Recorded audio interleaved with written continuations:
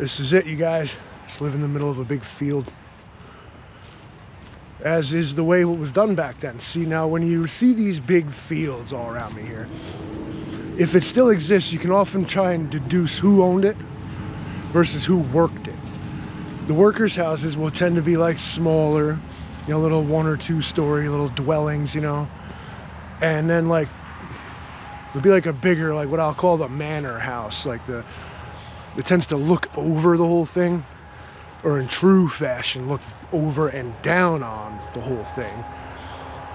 And that would have been who originally had the deed to or leased it from the manor lord. That would have been like the next higher up guy, you know, like not the owner, but he's leasing out chunks, and then his workers are working that, so on and so forth. And when you start to look at things like that, you realize that, you know, things ain't changed much. Like 5, 6 guys owned everything. All the rest of us paid tribute. If you didn't, you got evicted. There's old stories of them going to war practically over like rent and leases around here. Back in the days of the manor system,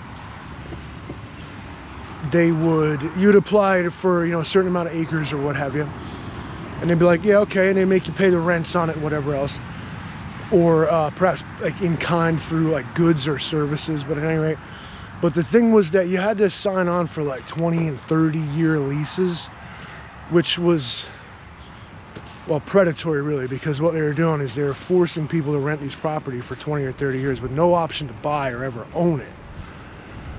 So the tenants felt trapped by this manor system, because here were these people who just came here saying that they owned all this because back all the way in 1690, you know, the King of England said it was theirs. And then we fought a revolution about it. And here were these folks, these manor lords, trying to still claim, you know, ownership by right of being given by the king. And it erupted. Legend has it there was like dudes riding on horseback. Fuck it, I'm gonna go this way. Legend has it there was dudes like riding on horseback, like running amok throughout Columbia County, tarring and feathering tax collectors and doing all manner of things. At one place, they even snuck up on the manor house and tried to burn it down like twice, failing both times. And in fact, the men that did it the first time faced the death sentence because the owner's children were inside when he tried to do it. We'll get to see how these microphones work against the traffic too. Yeah, a lot of big history around here, and in the end of the day, though, like the Livingstons, for instance, my namesake, they practically run out of town. They went from owning it, it's named after them, right? To like, ain't none of them really here no more. If they are, they don't act like they used to. But it's because of that, and it wasn't really their fault. I don't suppose they were like trying to be shitty people. You'd like to think, but it was an outdated system. And in the new America, merging in the post-revolutionary era, there was no place for this aristocracy and, you know, wannabe kings and queens sitting up on the hill right over there. I mean, this land is your land, this land is my land. But they didn't think so. They thought that since the king, who we told where to get off, gave them entire chunks of this country that had belonged to them. The argument became, who is the king and what does his authority matter now? Slowly but surely, they whittled away at their little empire bit by bit by bit. And that's why you see now little chunks of square land, little acre, acre and a half, 2 acre plots. These were the original tenants' chunks of land that they were given by the landlord to lease. And when the manor system was finally made illegal in, like, I think 1850 something, all right, don't quote me on that. So in some cases, this land was straight up given to the landowners. that's yours now. You've paid for in fact, in some cases, I mean, their families paid leases on this land for not years, but generations. All right, so let's put this in modern perspective. This is being denied the right to own a house. This is not like by law. This wasn't the owner saying, it's not for sale. This was them basically using a predatory, very English system. It was almost like feudal, the peasants and lords thing. The owner himself, he would call himself the Manor Lord. He didn't call himself the landlord, but that language sticks around today though still, doesn't it? Some of you perhaps have a landlord. Some of you perhaps are a landlord. What's the moral of the story? Well, every time the landowning elite start to step on the feet and backs of the peasantry, they lose. And you're not going to change that. As you've noticed, it's been more and more, the manor system is in fact still being dismantled to this day. When you see these laws they make about how landlords got very strict laws involved with being a landlord, how you can treat your tenants, the processes and procedures you have to go to get evictions and complaints, all stems from the stuff I'm talking about all the way back in 1830s and 50s, and maybe even earlier, where tenants' grievances were starting to be heard. And they were starting to get loud about it. Now, to harken back to my original story, I'm not kidding, I'm telling you, they're dudes and bands of them, they would dress up like Native Americans, they would ride through the countryside on horses, burning hay fields, tarring and feathering tax collectors, trying to burn the manor house down. They were very serious about their freedom and their right to own a piece of this country that in some cases either they or their fathers fought for against the English. It's an interesting bit of patriotism. It's often overlooked because it could be considered a violent sort of insurrection. I mean, they weren't respecting law enforcement either in their mission to free themselves from the manor lord. At the end of the day, the ringleaders of the plot around here, at least, Columbia County out to Taconic and Ancrum and whatnot, which at the time, all the way back then, was actually a disputed border area between New York and Massachusetts. So it was somewhat lawless because both states' law enforcement weren't really sure if they had jurisdiction there, or if they rode in there, would they themselves be arrested? And so it was an interesting time out there in the Ancrum and Taconic Hills. It was bands of guerrillas out there sticking it to the man, So my advice for landholders, landlords, is like what I said before. They'll rise up, you step on them too much, and there's nothing you can do about it. This is an interesting bowl I'm in here. All right, so this little road I'm walking on right now, this is actually the original Route 82. See how it comes right up to the houses? They had what was called a post road back then. This berm to my right here, that's just the roadbed of the new Route 82.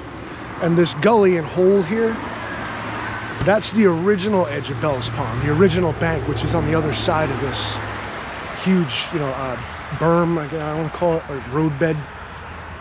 Back then, the mail was delivered, they went one way or perhaps two. The guy would start in New York City and work his way to Albany, and he would collect there, and he'd go all the way back on what's called a post road. Route 9, if you're from upstate New York, from Dutchess County all the way to wherever it terminates, up there in Hudson, where I think it turns into Fairview Avenue, and it keeps on going even. That was the original post road, why everything sprang up along it, why it's today a major thoroughfare. Starts all the way back then when the United States was young, and they had to move the mail around. So that's what that is. And here, Route 82, my favorite. Route 82 was simply known as the road to Ancram all the way back then. Traveling through Ancram, one would find themselves in not quite New York, but not quite Massachusetts, and once you went a little further, you're in Massachusetts. Ancram was where the original Livingston Manor, not the town Livingston Manor, the actual one that I'm walking on now. All the iron, stone, stuff you might find, giant lumber, big stuff you might find, that was their industrial base out that way. Lots of streams to dam up and make mills on. The Taconic, the Rojan, the Claverick, creeks all had mills, multiple of them, dams. They mined iron,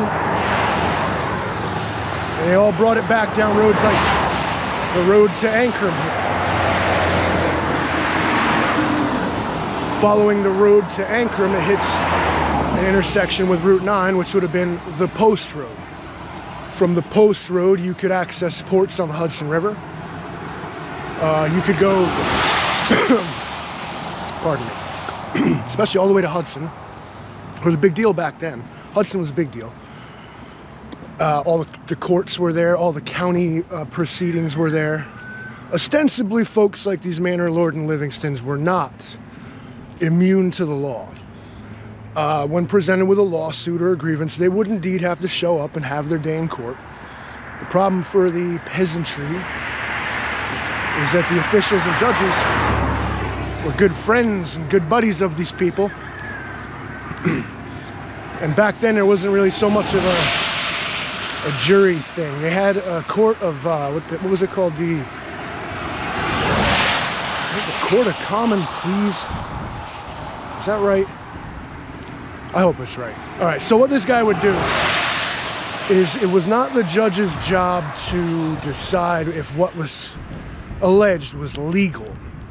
I'm trying to wrap your head around this. But the judge's idea here was he had to decide if it was who was right.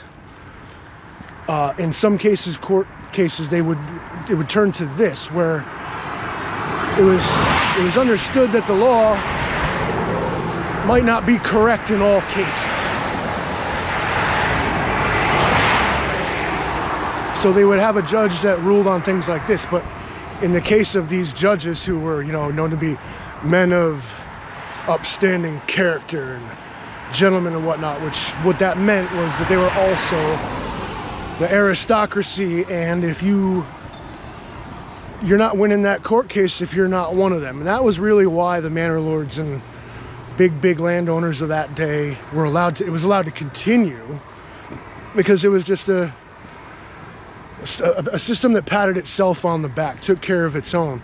Not too much different than what we have today. Why I keep rambling about this is the more I talk about it, the more I realize how parallel it is to the way things work today. No, we don't have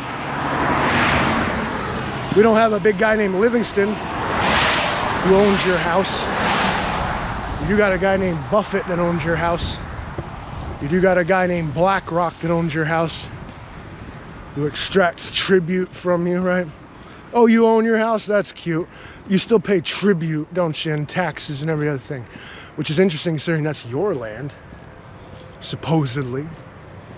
Makes you wonder about how sustainable our current system is when it comes to land ownership, because back then it seemed fragile. All it really took was a sway in public opinion, and they basically said, like, you can't do that no more. And took all their land and gave it to the people. Do I think that could happen again? No. Too much money involved in it, and everybody's hands in it. There's no such thing as a political party that ain't about making money and doing business. So we don't have somebody, you know who it was? Do you know who it was that actually led the charge against the unfair slavery-like manor system? Was the Democrats, the real ones, before they flopped over. They had the interests of all the other people in mind. In fact, our 8th president, Martin Van Buren, was the lawyer, the plaintiff lawyer in a landmark case against the Livingston family, to the point that in one of the Livingston family's matriarch, in her diary, She has a scathing passage where she refers to Van Buren and his Democrats, who were really trying to pull her home and land right out from underneath her. It's sort of predatory in their own regard too. I just nodded at that guy because I thought he was a cop. Fuck him. I think the moral of the story really is that even though the history of the place and the major players of all the long rambling fairy tale I just told you, everybody's all gone. Legacy's practically bulldozed. They're not even really buried around here. I mean, they, like I said, when they decided to remove these people in this system, they took that very seriously. And if not for the random historical marker or simply knowing where something is, you won't see their legacy here anywhere, except in the little farm roads traced throughout all these big fields and the little peasants' houses and little neat lines next to them. It's interesting to me. It makes me wish I could go back and not so much to live there, but see what it was like. It seems to me a much simpler time, a more idyllic, so much less hubbub. Like, I mean, I feel like that back in 1830 as I walked along this cart path, maybe like a cart would have passed. When you're talking a day-long journey from Red Hook to Hudson, I feel like life just moved slower then. Maybe that's something we should start to embrace. Slow down. Take a look around. Be thankful for what you have. And imagine all the processes and all the planets turning and all the stars aligning to get to where we are now. And everything that had to happen for that to happen. And respect that and don't take it for granted, all right? Until next time, thanks for coming along with me, folks. I'll catch you next time. Peace.